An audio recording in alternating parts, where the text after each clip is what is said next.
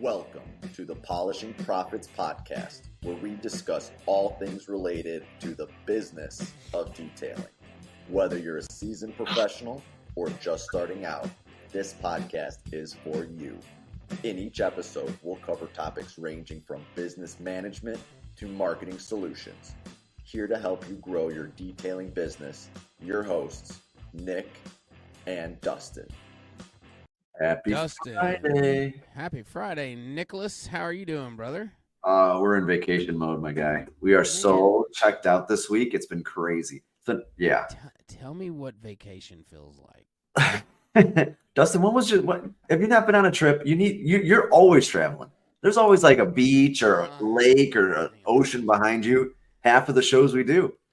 I was like, it's my vacation. That's not vacation. That is work. We're headed to Hawaii tomorrow. Oh my gosh, Hawaii. Yeah. Hawaii? So we gotta get away from it. We gotta take a break. Man, I would love to just like climb in your suitcase and travel with you. You don't mind me. Next thing you know, we open the suitcase, Dustin's in there. Welcome back, guys. No. Man, that's it. That's exciting. You know, vacation. This year I don't think I've really taken a formal a vacation, and I'll tell you about how my vacations go. I can plan like a week off or something like that, and about 2 days in, I'm climbing the walls, wanting to get back to work. I'm not a very good vacationer. I talk about it a lot, like, oh man, I would love work-life balance. Like, where's that work-life balance, Dustin? It's non-existent, man. It is non-existent. It doesn't exist. It sounds good. It's definitely something that I think that I would enjoy more of. But again, I think that now if I have things, so if I have an agenda, right? If I'm doing a triathlon or something, and we're gonna go spend a few days, and there's a thing to go do, and then there's some reason to rest, but I don't do good. Idle time doesn't serve me well. Yeah. and now I quit drinking, and so vacation just sounds like torture. Sounds like sunburn. Sounds like sunburn for Dustin. Sounds like sand in my ass or something. Well, think of it like this: is like when what I mean. October, I saw this. We planned it out like a year ahead of time. We're like, no matter what, what hits the fan, we got these things on our books. So we were just in San Antonio last week, tint school, right? Yeah. Got certified, something we're really excited about. We're back for a week, and then we're gone for a week. And then right after that is SEMA. You know what I mean? So it's boom, boom, boom. All summer, all this time, all goes into the personnel infrastructure for the business. Guess what? I'm at other places. We got to make sure that everything's clicking, everything's going well. Yeah.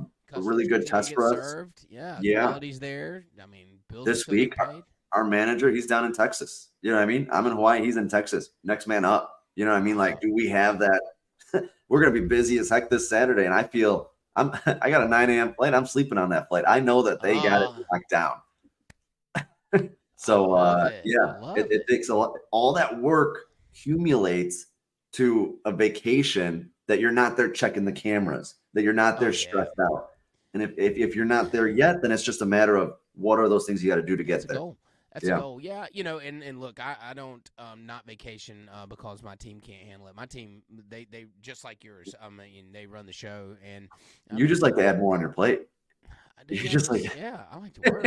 You're going to that buffet 2 times over and just filling that plate. I like to work. That's fun for me.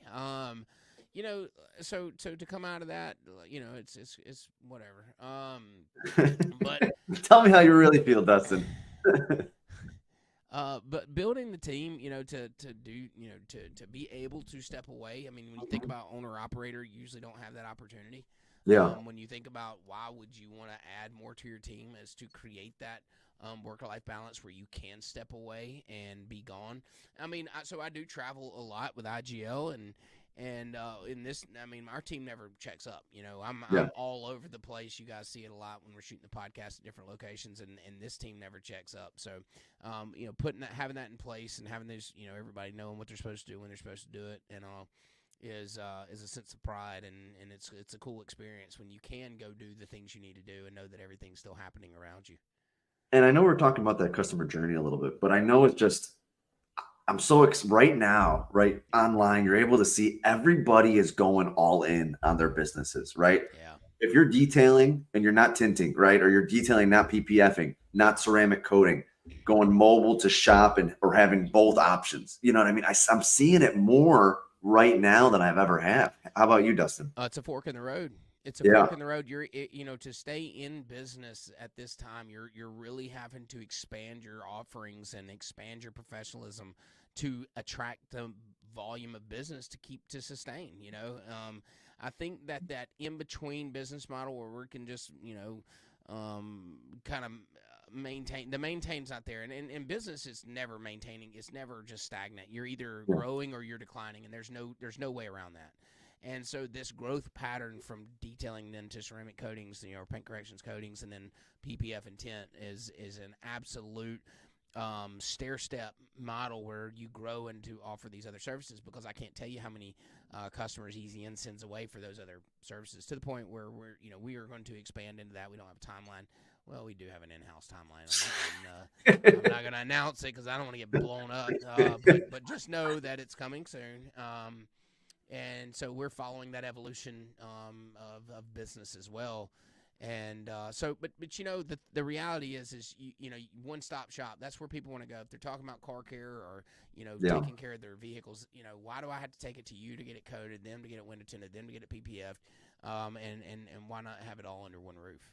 And listen to the customers, because the only reason we went to go start tint is because I've got customers left and right just asking for it. Yeah. You know what I mean? I think maybe dealerships are doing it less, right? Because they're selling cars they didn't have, whatever it is, right? Something's going on in the market where they want that one-stop shop. And then you're saying, okay, whenever you start a new vertical, right? When you start, hey, I'm going to add window tinting. There's all that cost up front. You got to be like, hey, got all my ducks in a row. I've got to put this money down and know that it's a long-term investment. It's an investment. It really is, and I get excited about investing in the business. I really. Oh, I do too. I do too. I know you guys just went through a nice little renovation over there. Let's not. Yeah, man, we're yeah, and part of that's encompassing bringing in these other services. We knew that we had to expand our shop to include more services, to include more area for our our guys to work on those things. So that was step one. And then that's spending money, and sometimes it's spending money you don't have right now to know that it's coming in the future, and we do things like that. I mean, we're not scared to put it out there, knowing that we have a plan to get it back. But think of how many more cars, boats can you fit now than you did before? Did you double in size? Did you add a 33%? Like, yeah, we doubled. Doubled our shop size. That's pretty incredible. You got it. That speaks volumes to, now you got a big shoe to fill, right? Now it's like, you can fill what you had before, and you double the size. It's going to look empty half the time, right? And that's okay. Now you get to grow into it.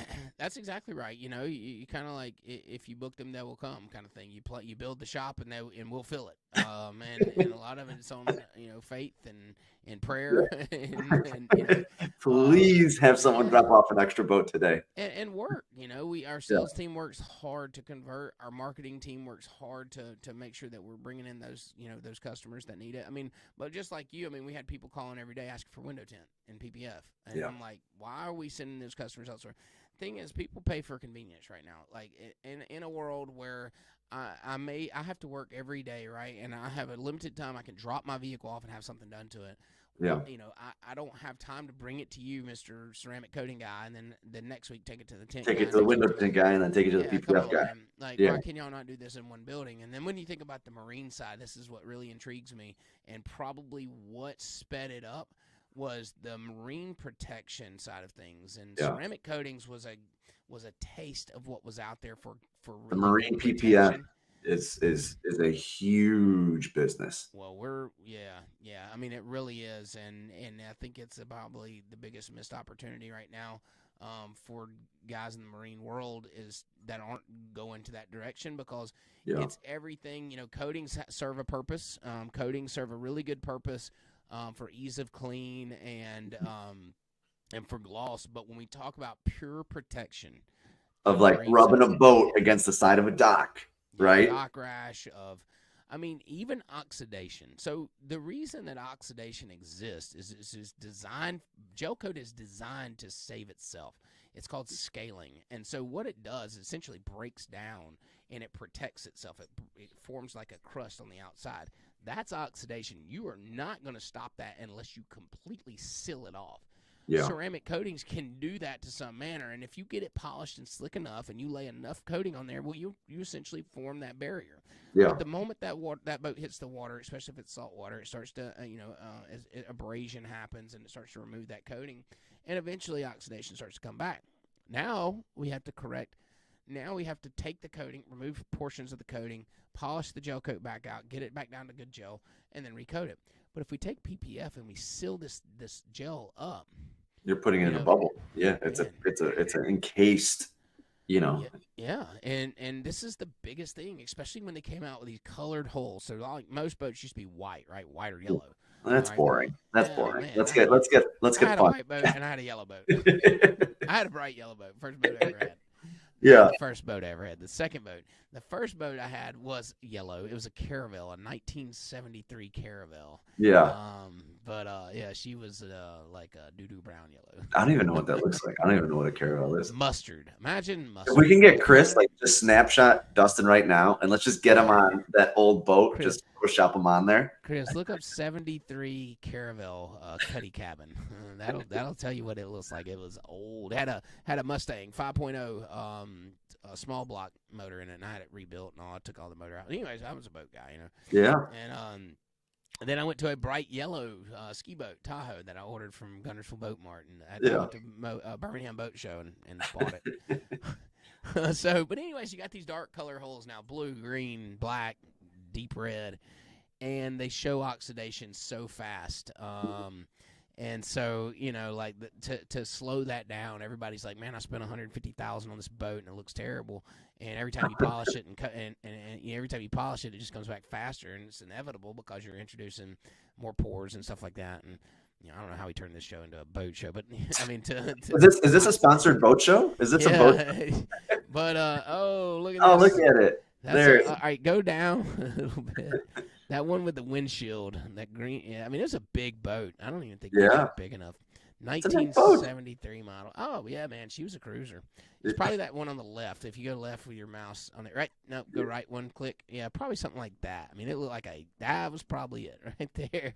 Yeah. It had the big. Did you maintain it? Like, was that? I wet sanded it by hand. I didn't even know what wet sanding was. I sanded it by hand. I shit you not, with sandpaper, like just literally by hand. Just going to town. Yeah, wow. I slicked it down and polished it back up with an old like a double handle like O'Reilly's or Advance, the buffer. Yeah. Essentially a wax applicator. I was polishing. You were just polishing that whole thing, and that's where boat detailing was born. That's where boat detailing was born, man. I had no money. I bought that boat for $750. And, nice. Yeah. And I put a new motor in. I pulled the motor for it, and then sell it for more. Yeah, I did. I sold it for $5,000. Look at that. Yeah. So yeah, that launched me on my marine. And look at you now. Look at all the hats behind you. Look at all the boats that've been in my shop. Right. I don't own them all, but I've cleaned a lot of them. What else do you see in terms of sort of people when they're going all in, right? So they're looking at their shop, and sometimes it's like this all in could be multiple different things. This could be upgrading your van, your mobile van. Yeah. It could be going from van to a location. Yeah, I just loved that conversation of we're going into winter up here. You know what I mean? Detailing a different animal in the winter. Yeah. So it's just, I don't know. What are your thoughts on that for people on that edge looking to make that jump, even on different scales? Constant improvement and low hanging fruit. Like, what's the easiest and quickest thing that you can improve on that will put dollars in the bank? And and then always looking for ways to improve the way your business works, to improve efficiency, to improve your service, your pricing module.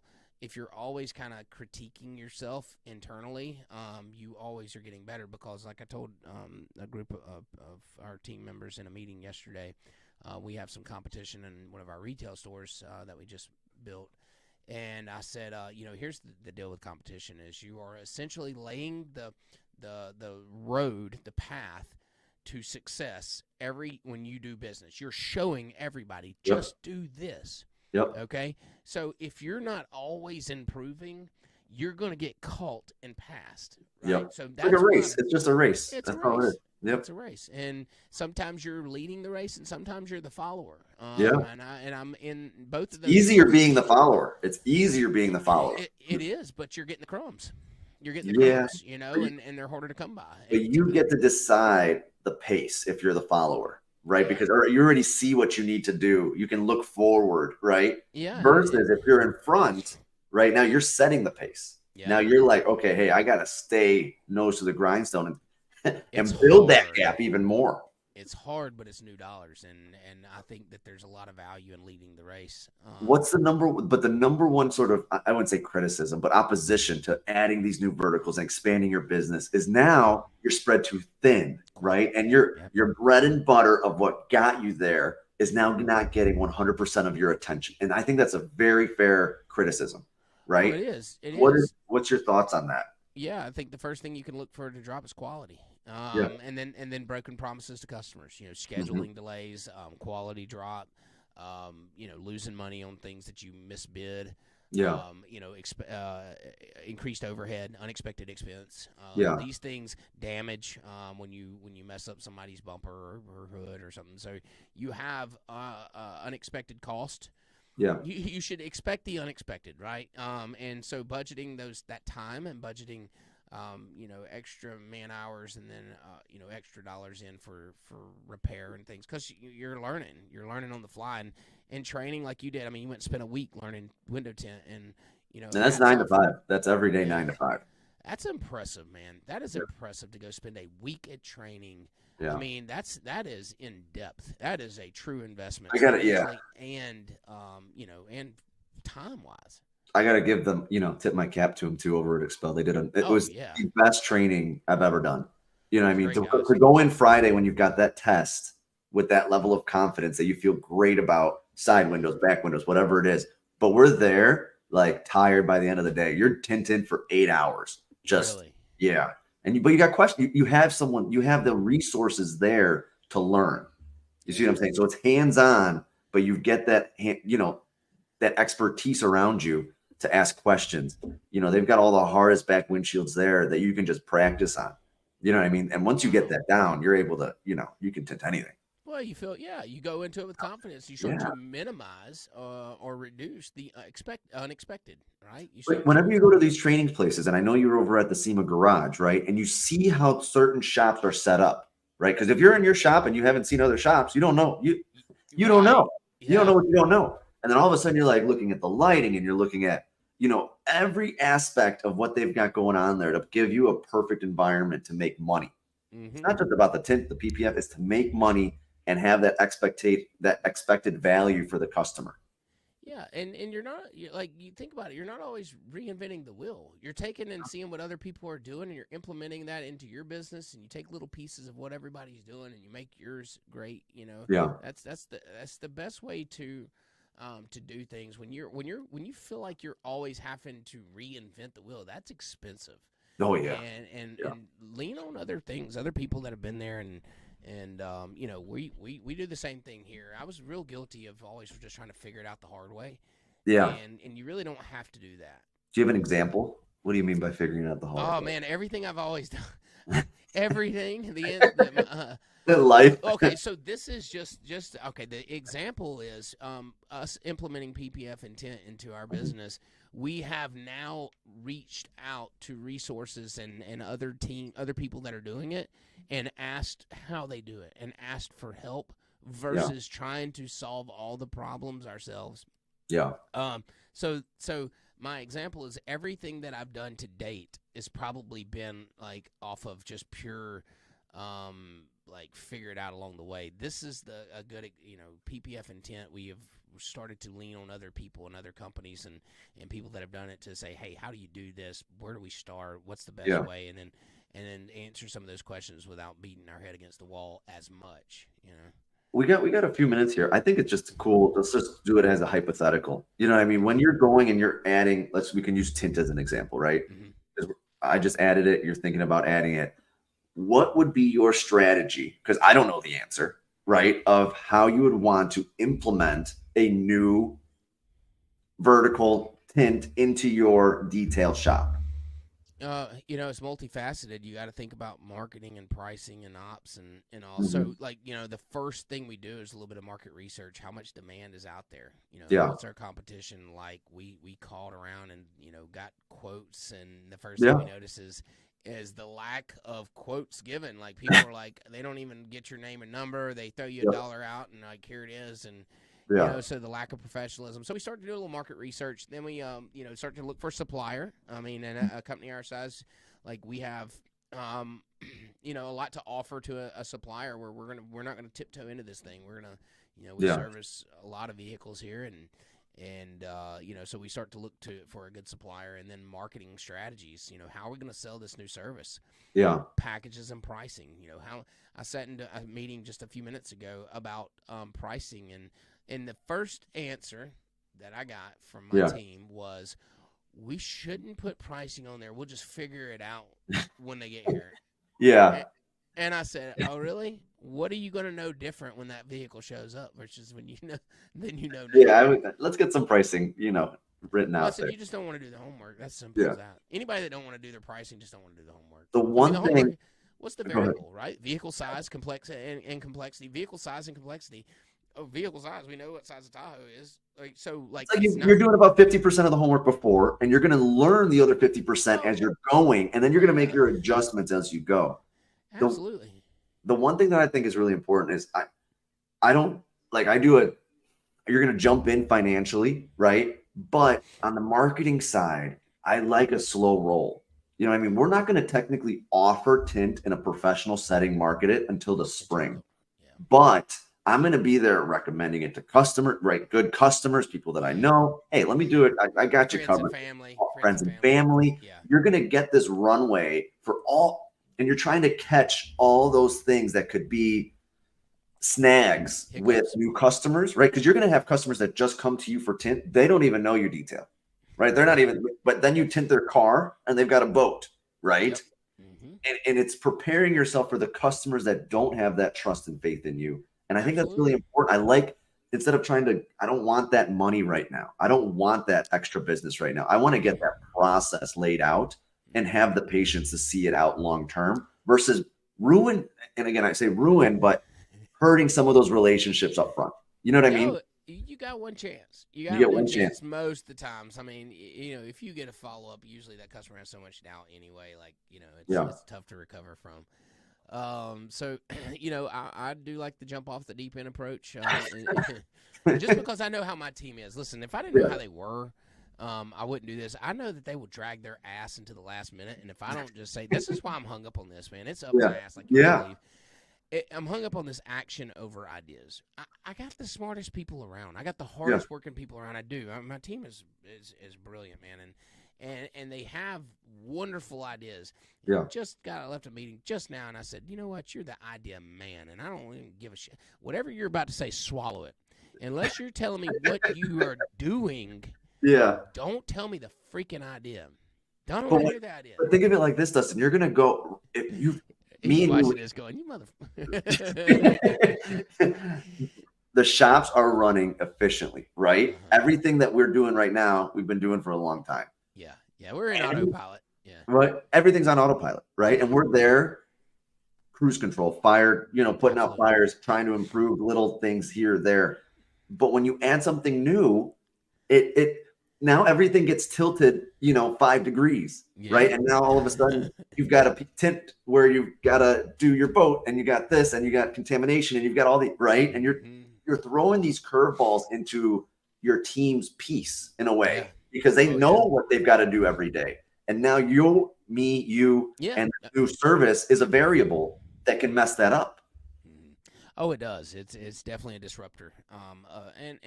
But here's my reality. Like, here's the way I think that. Like, that's how you get great. Like, great things rarely happen by talking about them. Yep. Great things happen by doing them and messing them up and then fixing it and doing them again and messing it up Yep. a little bit less and fixing it and doing it again. And, again, like me and you, I mean, we often differ in our approach to things, but we have the same grandiose idea of, like, we know that expansion and growth happens, but how do we get there? And I think that if I had a team full of, like, legit planners and process-driven people, I would probably be more inclined to that, but I know that they would sit back on their heels and wait for me to do it until I said, "Hey, there's 20 jobs to do. Figure it out." And And I could just get, oh my God, excuse me. yeah, you're right. Yeah. That's But then I know that they'll get great at it. Like, you're going to figure this out. Yeah. I have a lot of my team's hardworking, and Yeah. and they're ready to run. Like, you got the racehorse. Imagine walking the racehorse, like racehorse new track. We're gonna walk around it for a month. Like, that racehorse is dying to be cut loose. My team's full of racehorses. Yeah, man. They're just yeah. dying to like, let's PPF the world. I'm gonna PPF the SpaceX rocket ship. The one other thing that I think, just because you brought up the PPF side of it, right? Yeah. It's who is going to train that person to be able to do it to the level of quality of EZN, of Splash, right? And that's the one part that I think is really important because, I struggle with trying to train that next person. I've got guys that help me out and do all that stuff, right? But to just leave them solo, it's now that whenever you start something new, that's your baby in your business, right? That's like, oh my God, it's brand new. I want everyone to love it. And when you start handing that off to other people too soon, that's what I struggle with, and it's really just trying, I want to be able to be good enough to teach, and then I'll have that confidence because now I know, hey, I taught them, they do it my way, you know what I mean? Versus them figuring it out on their own. So, with me, I'm extremely hands-on. I like to learn things. I like to do things. But what I'm guilty of is in an instance like that, I would like learn it myself and then just want to be, I would be called every 30 minutes to come out here and solve this problem, and I don't want to learn how to do it. I don't want to learn how to do PPF. I don't want to learn how to tent. I don't want to be involved with it. That's I fair. want to sell it. I want to sell it. I want to manage it. I want to grow it. I Yeah. want my team to be excellent at it. I don't want to touch it. I don't ever lay a piece of PPF in my life. Really? And I'm hands-on, dude. I hate saying this. I love that. I got nothing but respect for that. You know what I mean? Like, it's just a different way of thinking. I'd love to hear, where people are coming from on that side of it. Because think of it like this, in the detailing world, right? It's such a hands-on. It is. Right? Like, that's how I started. Look at this. We started the show with you hand sanding a boat. You know what I mean? Yeah. But it's like based on where you are in your time, right? Hey, you get a PPF that needs you, and you're in you're in Detroit. You know what I mean? Like, you're not gonna be able to go take care of that. Not doing it.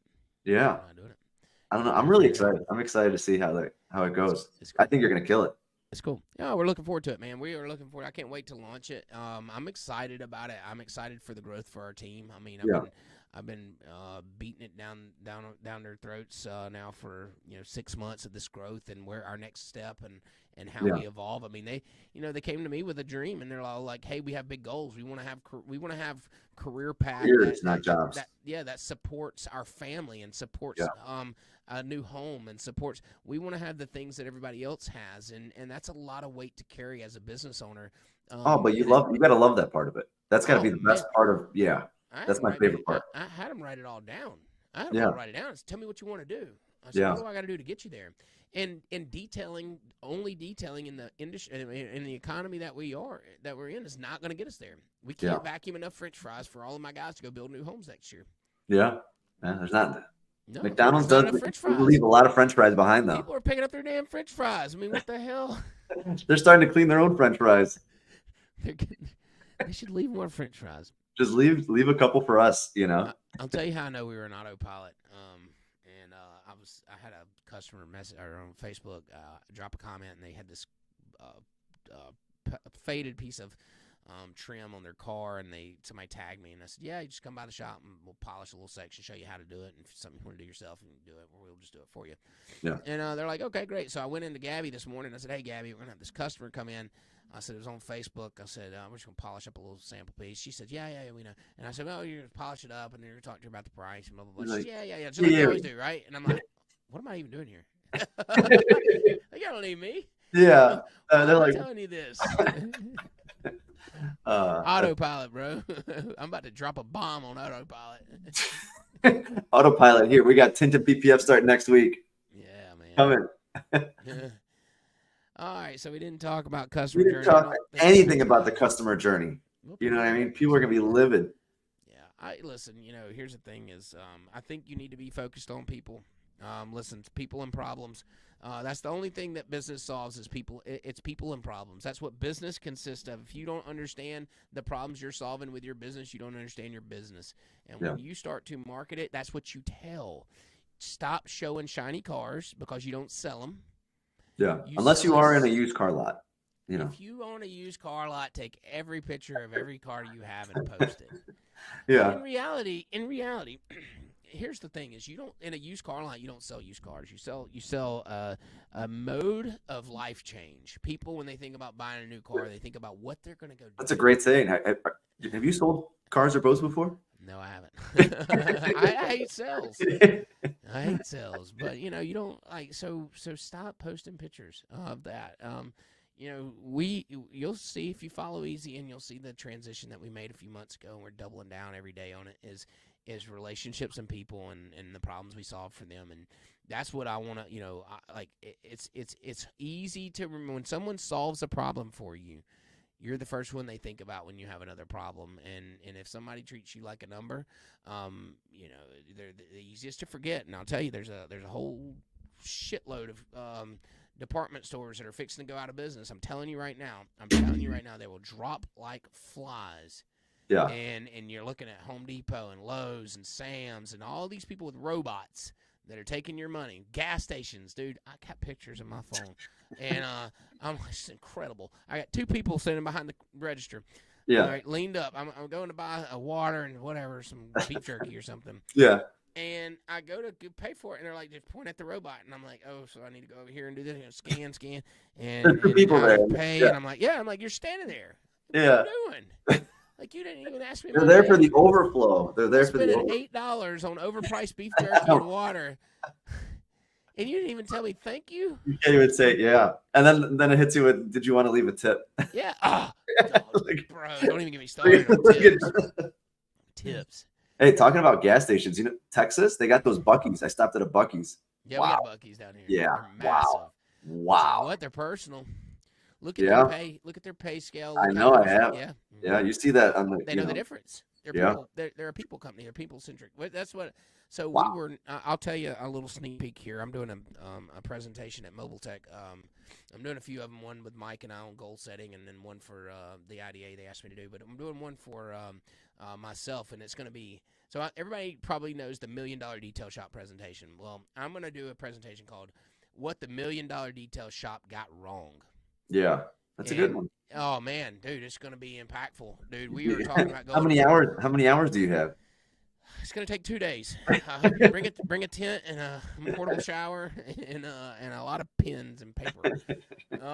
But listen, we were a number centric company for a long time, and Yeah. the word scale was fresh on my tongue all the time. If we get, how do we do this so good and replicate it so easily that we can just do it over and over and over and over and over again, right? That's scale. Yep.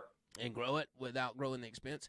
Anyways, and it's the biggest miss in the what century are we in? 21st century is the biggest miss. It's the word scale. It's the biggest buzzword. That's a fail. It's a fail. Yeah. It's a failure. If you treat your business like scalability, like You that, will fail. Look you at will that. fail. Yeah, for sure. Scale will fail. You've got to treat everyone like a person. Yeah. Every person that you interact with, and here I am laying the Well, groundwork for you. what's that pivot, right? Because if you were on that scale, like everybody was, what made it be like, hey, that self-reflection point? Oh, because sales decline. Yeah. Yeah. Here's why. Oh, so here's the reality, right? When you lose that personal connection and you were just dependent on, marketing dollars and just everybody just coming to you because you're who you are, and you lose that personal connection, and then those dollars are a little harder to come by. And so they spend a little bit less with you. And now you're going, what the hell's happening? Yeah. I had all these processes in place. but yet none of my team members knew no customer's name when they picked up a vehicle. Yeah.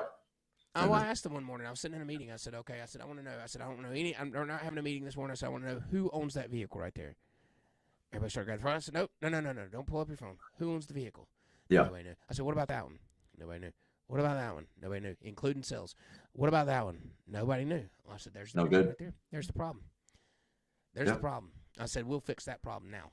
Yeah. And I said, these jobs will no longer be called jobs. They're going to be called Mr. Smith, Miss Smith. This is what he's in for. This is what she's in for. This is the problem that we are solving for them, and we're going to speak to that when they pick it up. You ready? That should be on Detail Bookie. That's a smart. That's an easy. Instead of the job number, it should be right. Ooh. Yeah. Look at that. Ooh, you can do that. And that would Yeah. I think that's a really yeah. I love it.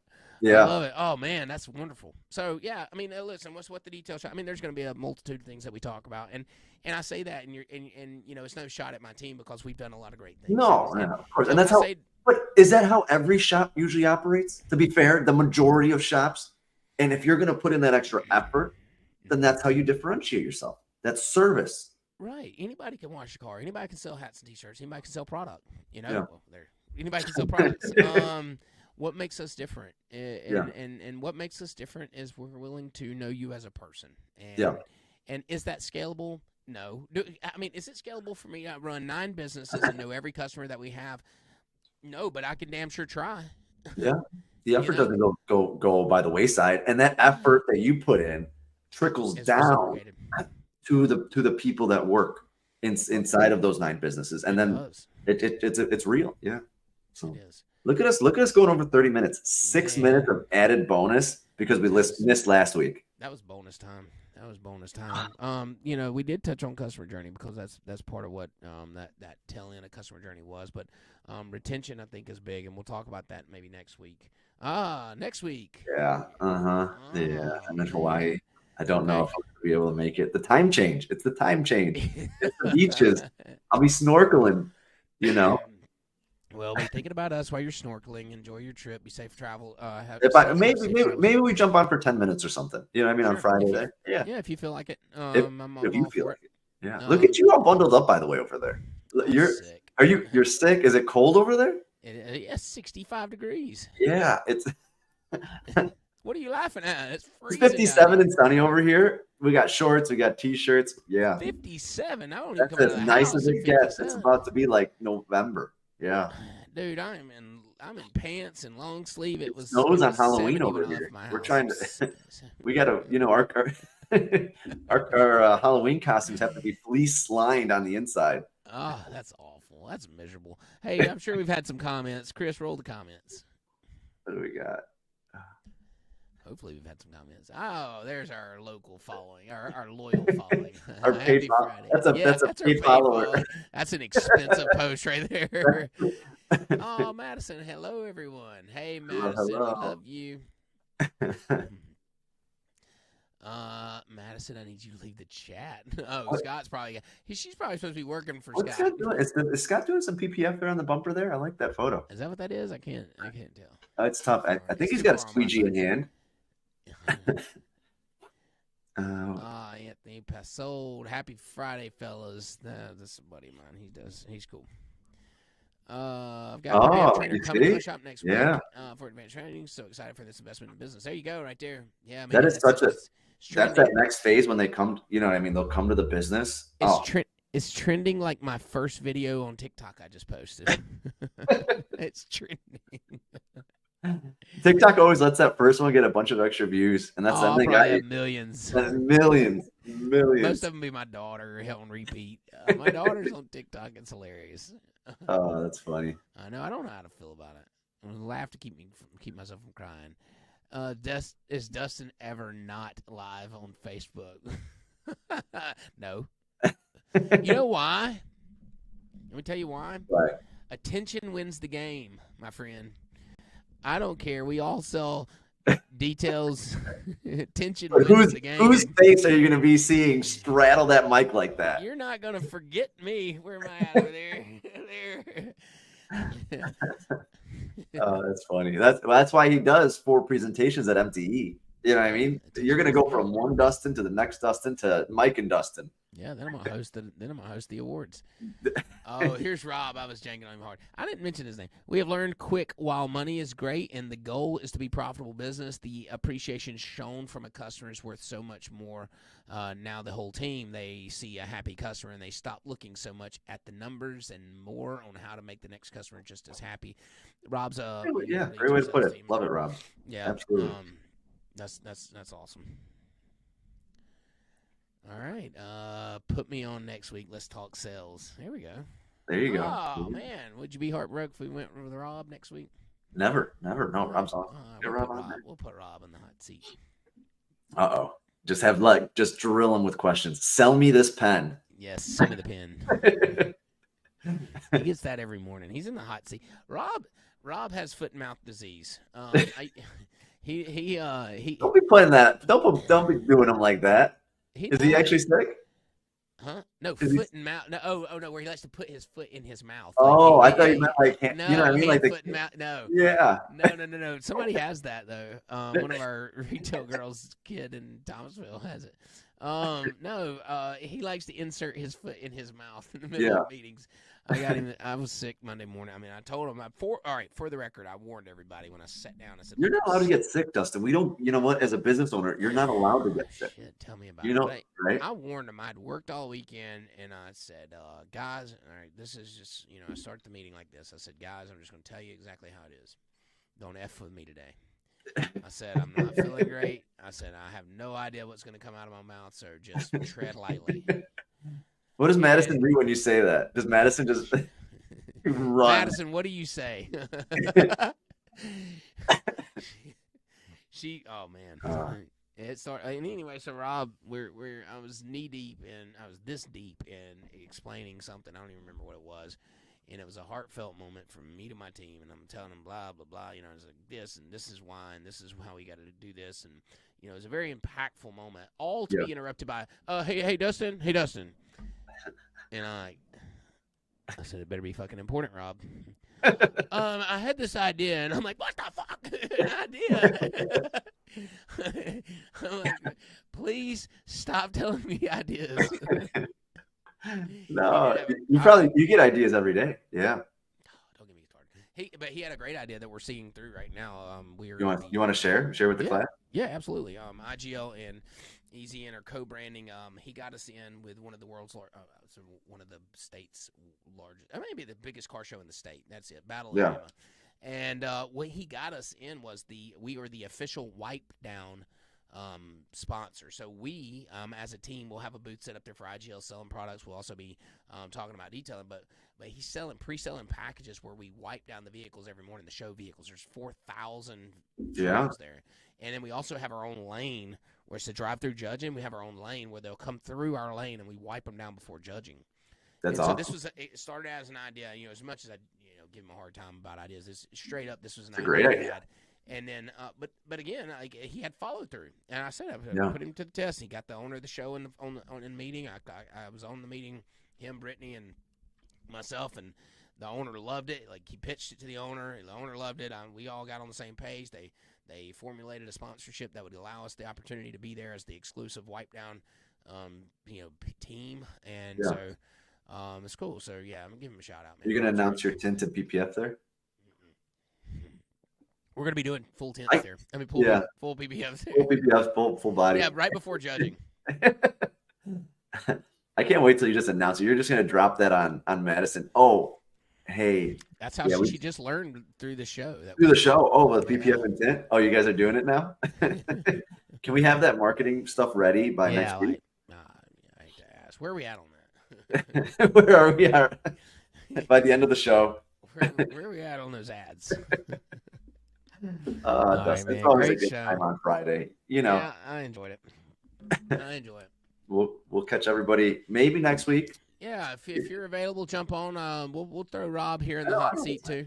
Yeah, put Rob on the hot seat and have a good show, and maybe I'll get a little tan, get a little sun. Yeah, you'll get my color. Your hue, your rosy hue. All right, man. Enjoy the show. Appreciate it always. Nick, thanks everybody for listening in, and we'll see y'all next week. See you, peeps.